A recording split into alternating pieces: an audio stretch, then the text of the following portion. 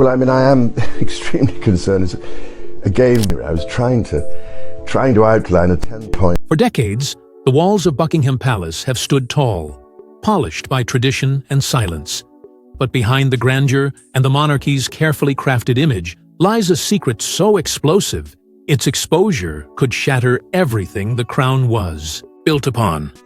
Whispers have echoed through corridors for years, soft, uncertain, dismissed as mere gossip.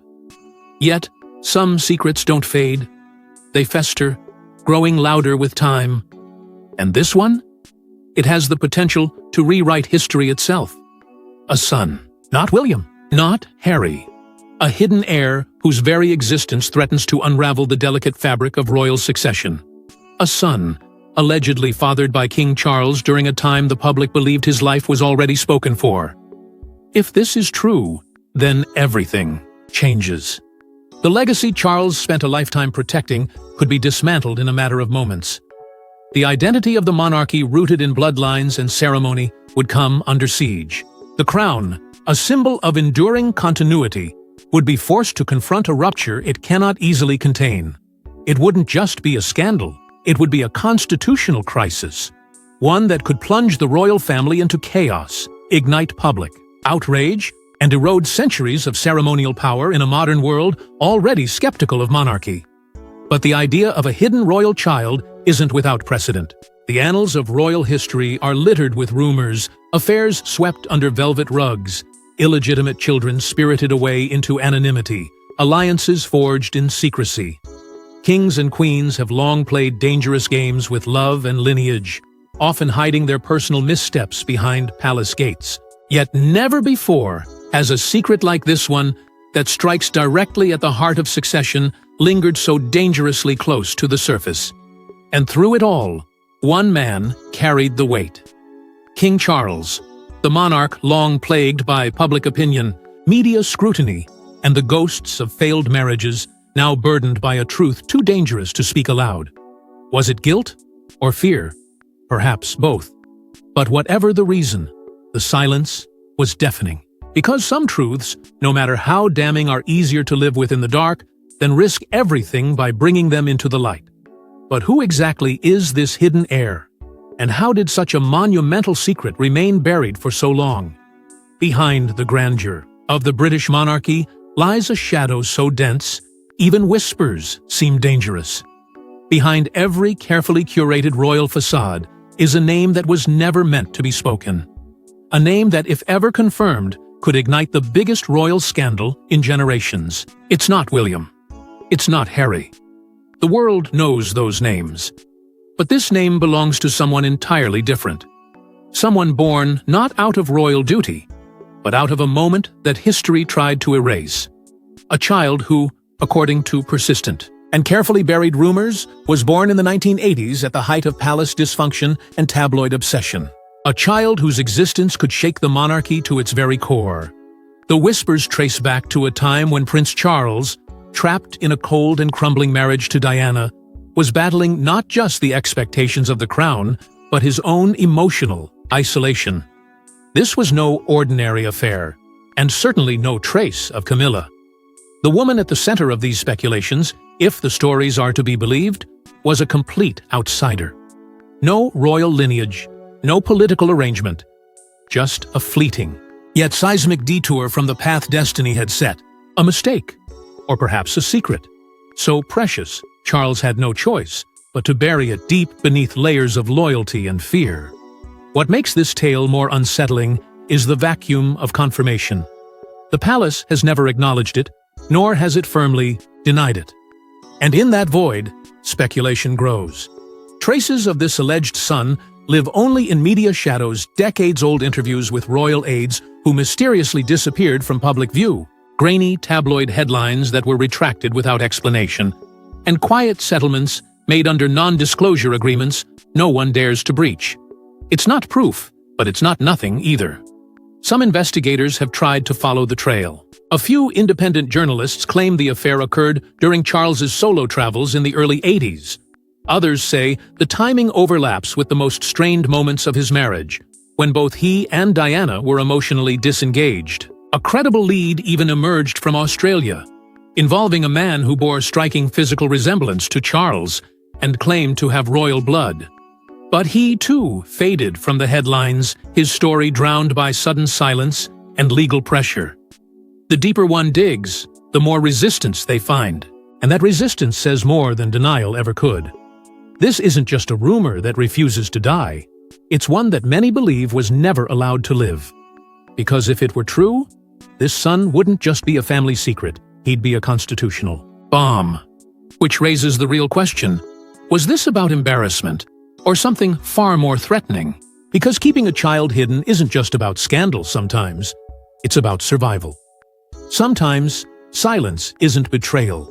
It's the only shield left against a world that devours imperfection. For King Charles, keeping his son a secret wasn't a decision born from malice or indifference. It was a brutal act of self-preservation for the crown, for the nation, and for the fragile image of a royal family already on the edge of collapse. Behind palace gates, appearances were everything. The monarchy sold an illusion of stability, tradition, and unity. But beneath it, Charles's marriage to Princess Diana was quietly disintegrating, their private anguish threatening to spill into the streets. Had a secret child surfaced during that time, it wouldn't have just stained his reputation, it would have detonated the monarchy's carefully constructed myth. The royal family couldn't afford another crack in its foundation. Not after the IW, growing discontent among the public, not with Diana's every move scrutinized by the press, not with Camilla Parker Bowles already lurking as the specter of scandal. The monarchy had survived wars, abdications, and rebellion, but a revelation like this? A child, conceived in secrecy, born outside the bounds of royal protocol? It would have obliterated the public's already waning trust. A tainted bloodline would have not only sparked questions about Charles's morality, but about the very line of succession itself. Who was next in line for the throne? Could the crown be passed to someone whose birth was buried under shame? And so, the silence became a strategy, a necessary evil, one that required the quiet cooperation of aides, lawyers, and a media apparatus more than willing to play its part for the right price or the right favor. Protecting the secret child meant denying him everything: a name, a home, a family. There could be no photos, no records, no trace. The fewer the connections, the less risk of exposure. For Charles, it wasn't just about hiding a child, it was about protecting everything that child could destroy. But the emotional toll was relentless. Imagine carrying the weight of a child you could never acknowledge. Watching the world celebrate your sons, William and Harry, while knowing another existed in silence. A son with your blood, your eyes, your legacy erased not by death, but by design. Every public appearance, every portrait, every speech was a reminder of what he had to sacrifice. To maintain the illusion, to serve the crown, meant to bury the father. And in the darkest hours of solitude, one has to wonder, did the guilt ever stop whispering? Because this wasn't just a personal betrayal. It was a public survival tactic. The preservation of monarchy demanded that truth be rewritten, that evidence be buried, and that hearts be broken quietly. But hiding the truth came at a price, and the steps taken to erase this child's existence were chilling. It wasn't just a secret, it was an operation, carefully orchestrated, surgically executed, and ruthlessly maintained. If this alleged child existed, then his concealment was no accident. It was a calculated move by an institution that's perfected the art of burying the inconvenient. The birth, as many suspect, didn't even occur on British soil. Too risky. Too many eyes. The child was likely born abroad, far from the reach of the royal press corps, far from palace insiders, far from anyone who could connect the newborn to the man next in line to the throne. And if the records exist at all, they don't bear the Windsor name. Instead, a different surname, a different mother's location, a different timeline altogether designed to erase the trail before it ever began. But it takes more than distance to erase blood. It takes power. And the monarchy, shielded by layers of institutional control, has no shortage of loyal gatekeepers. Royal aides, personally vetted and bound by silence, were reportedly dispatched to manage the fallout.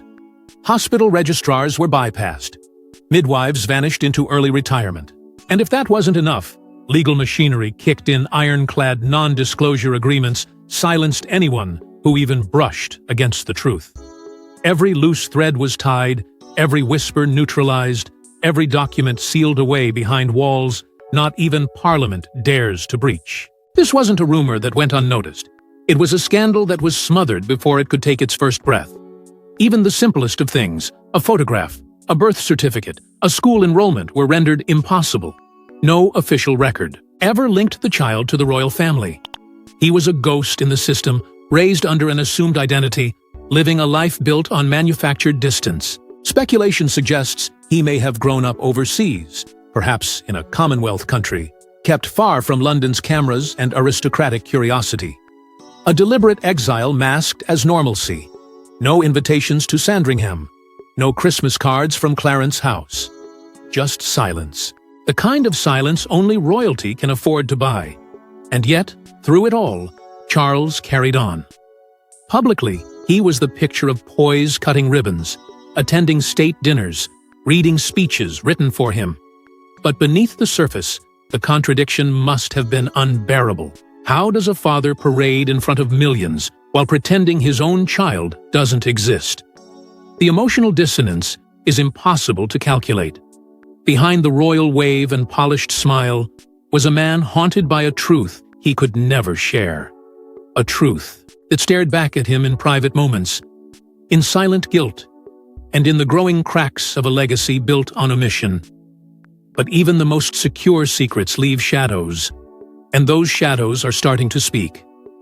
Every lie told has a reason, and this one may be darker than we imagined. To understand why this secret was buried so deeply, you have to understand the storm that was already brewing. The monarchy wasn't standing on solid ground. When this child was allegedly born, it was barely clinging to stability. The cracks in Charles and Diana's marriage weren't just visible, they were gaping. Camilla Parker Bowles was no longer a whisper in the shadows, but a name on the front pages.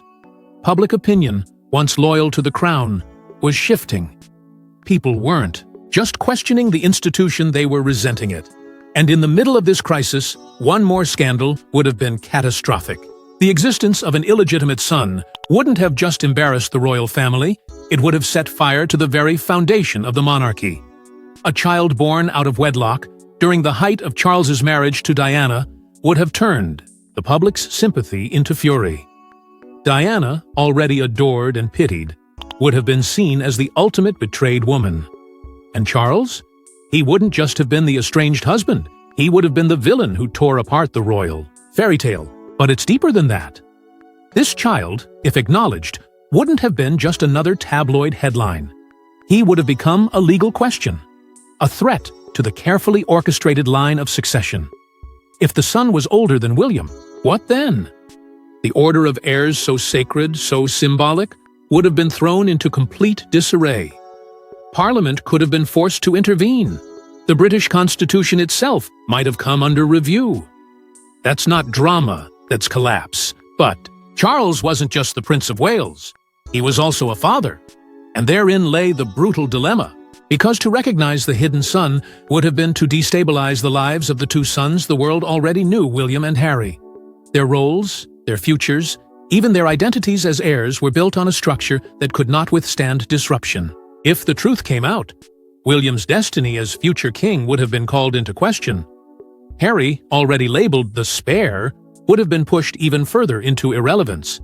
Charles had to choose: protect the child in the shadows, or protect the lives that had already been shaped in the spotlight. This was never about just one secret. It was about preserving a kingdom. And in doing so, Charles had to kill a part of himself. The internal war between fatherhood and kingship, between truth and tradition, never truly ends. Behind every wave, every carefully chosen word, lies the knowledge that someone somewhere was sacrificed for the sake of appearances. And the monarchy, for all its power and poise, demanded silence at any cost. But what about the child himself? The son hidden in the shadows. What kind of life was he forced to live? Imagine growing up knowing your father wore a crown, but never once said your name. Not in public, not in private, not even in a whisper. For the alleged secret son of King Charles, life was not a fairy tale, it was a carefully controlled illusion. Raised far from the gilded gates of Buckingham Palace, he may have been given every material comfort a child could want: private schooling, fine clothes, a curated life of anonymity, but he was never given the truth. There were no royal titles, no photographs in family albums, no invitations to Christmas at Sandringham, just questions. Endless, unanswerable questions. And behind those questions was a quiet pain. Because identity, when shaped by silence, becomes a prison. To grow up in the shadow of a father who never acknowledged you, never made space for you in the world he ruled, is to live a life defined by invisibility. Was it confusion that haunted him in childhood? A sense that something didn't quite fit? Or was it a deeper ache, one rooted in the undeniable feeling that he was always looking in from the outside? The name Windsor was never printed on his school documents, but perhaps he carried it in his bones, in his features, in the way strangers looked at him twice, unsure why he seemed so familiar. And what of the bond that never was? William and Harry, the golden sons of a fractured monarchy, grew up under the world's gaze. But their supposed half-brother was left in the cold. No sibling rivalry, no shared memories, no opportunity for connection. Just a wall of silence separating their worlds. Would they have known? Could they have felt it too, that something was missing? Or was the royal machine so efficient in its deception that even they were kept in the dark? The tragedy deepens when you consider the possibility that he may have found out. Maybe not as a child, but as a young man, when questions became investigations, and whispers turned into unbearable truths. What would that realization have done to him? To know he had royal blood, but not a single drop of royal acknowledgement. To learn that his father chose the crown over connection. Would it have sparked anger? Or simply left him with a grief too complex to name? His life, if it exists, is a quiet rebellion against the institution that erased him. A life of almost sight and never wers. Of birthdays uncelebrated, achievements unseen, milestones unacknowledged by the one person who should have mattered most.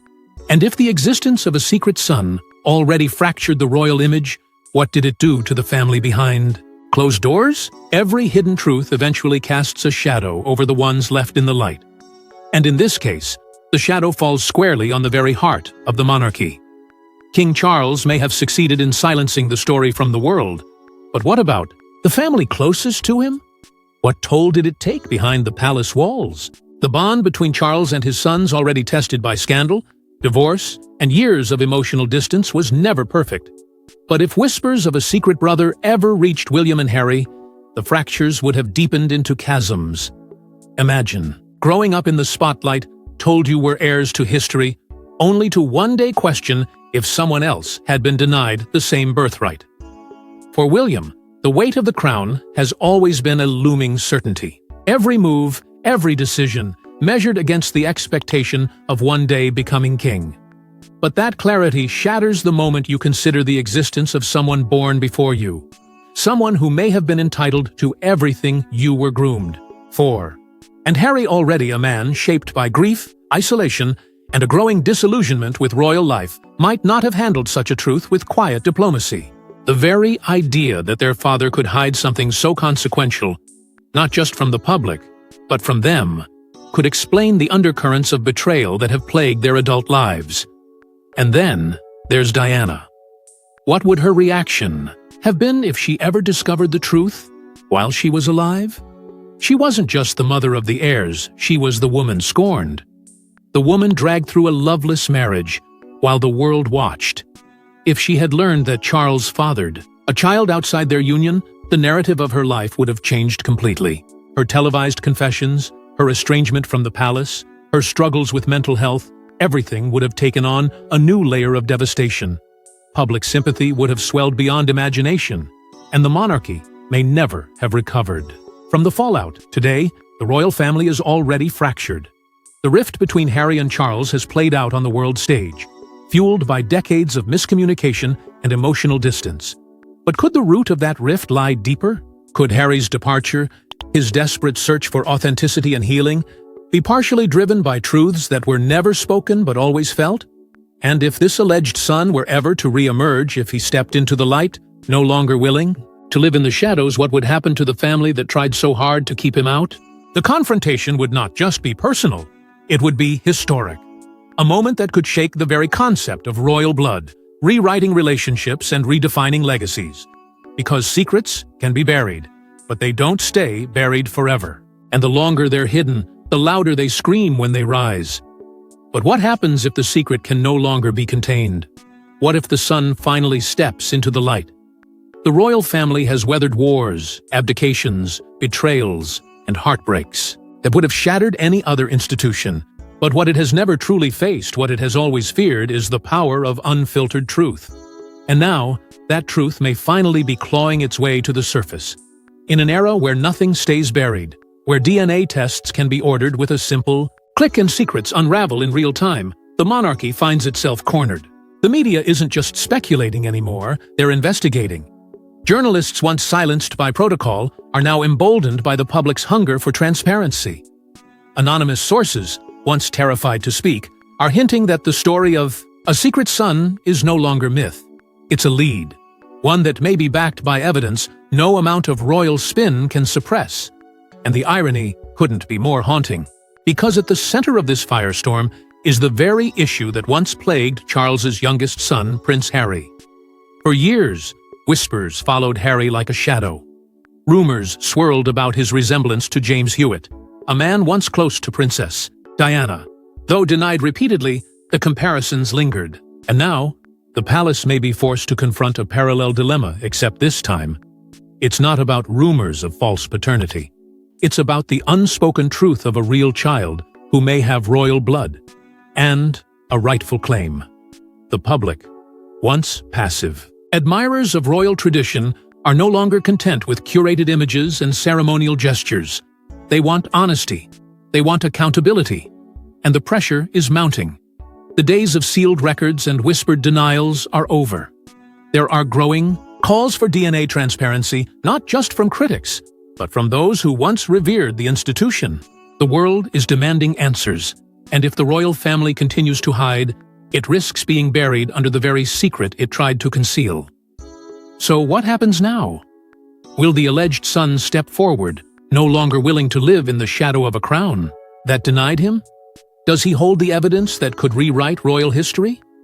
And if so, what becomes of the line of succession?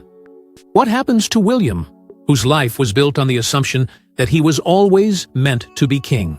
And Charles, already reigning under the heavy gaze of a skeptical public, how does his legacy survive a revelation like this? Because this isn't just a story about scandal. It's about identity, power, truth, and legacy. If the son is real and ready to speak, then the monarchy's darkest chapter may just be beginning.